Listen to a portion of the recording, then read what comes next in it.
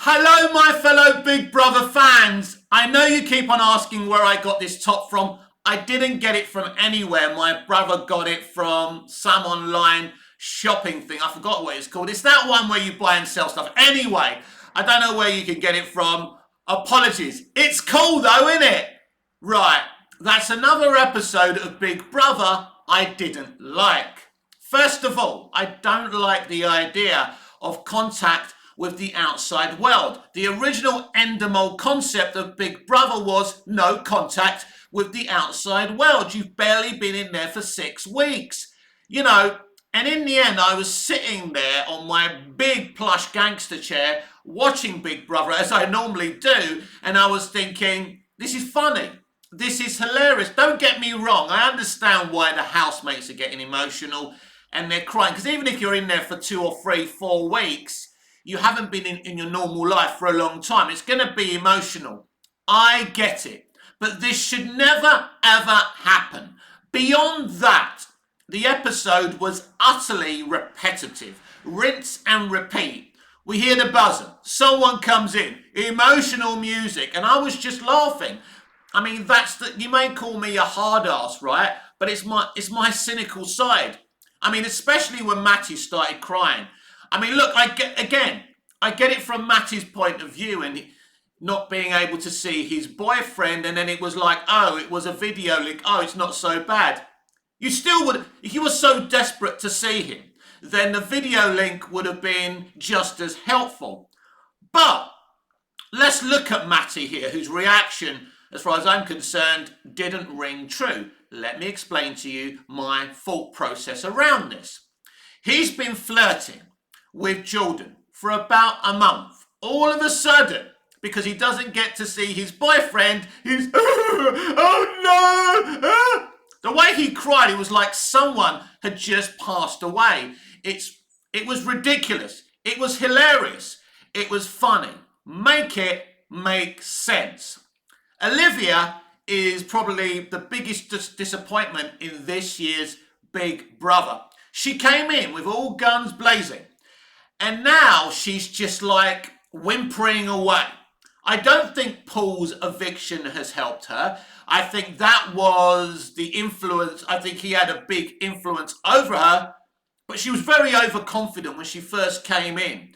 And she was acting like she was the big I am. She nearly got evicted on launch night, and then they realised, well, this one may be quite interesting. We better keep her in. Let's give her a straightforward task to get out of this nomination. So they kept her in. But look, again, no hate, but she hasn't really contributed very much to this year's experience. She's been all right, but having pillow fights and shouting loudly doesn't do much for me. And if you noticed, Olivia and her team are starting to dial back on the hate for Trish. There is actually no reason to hate Trish. I think sometimes she can be misunderstood in that way. But let's get one thing absolutely clear. The only reason they're trying to dial back on Trish because they've finally accepted how popular she is on the inside, but especially on the outside. We'll get to her chances of winning very, very shortly. So now they think they can jump on her coattails. What do they think is going to happen just because they pretend they like her all of a sudden or felt like they were wrong about her? They're going to win or something? I mean, they're done. So they're even more done now, Team Olivia, because the breaking news is that what's her name? Chanel, that's it. Her immunity from this week's eviction has been revoked. Revoked's a dramatic word, isn't it? Because her and Olivia were talking about nominations. And actually, the conversation was struck up near at the end of last night's highlight show. It wasn't nefarious. They weren't plotting to do anything, but it's still breaking the fundamental rules of Big Brother. So Olivia can't nominate. And basically, I assume that Chanel neither can nominate or she hasn't got the immunity anymore. So this is a big win for Team Trish. But Team Trish is a very interesting one. So let's talk about who can win. The winner of Big Brother will now come from Team Trish. That's not rocket science. That's an obvious thing to say, isn't it? I think Trish and not Yimran is the favourite to win Big Brother. I don't think Yimran has done enough to win this show. She may have the popularity on the outside, but what's she done? She's sweet, yes. She's adorable, yeah. She has a funny laugh. She cries too much for me, and a lot of the crying seems fake, if you ask me.